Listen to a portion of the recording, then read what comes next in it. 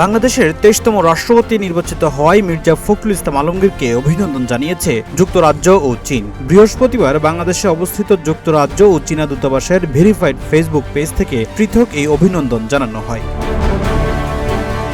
যুক্তরাজ্যের দূতাবাস তাদের অভিনন্দন বার্তায় মির্জা ফখরুল ইসলাম আলমগীরকে আন্তরিক শুভেচ্ছা জানিয়ে বলেছে, দুই দেশের মধ্যকার ঘনিষ্ঠ ও দীর্ঘস্থায়ী অংশীদারিত্ব আরও সুদৃঢ় করতে নবনির্বাচিত রাষ্ট্রপতি ও বাংলাদেশ সরকারের সঙ্গে কাজ করার প্রত্যাশা করছে যুক্তরাজ্য।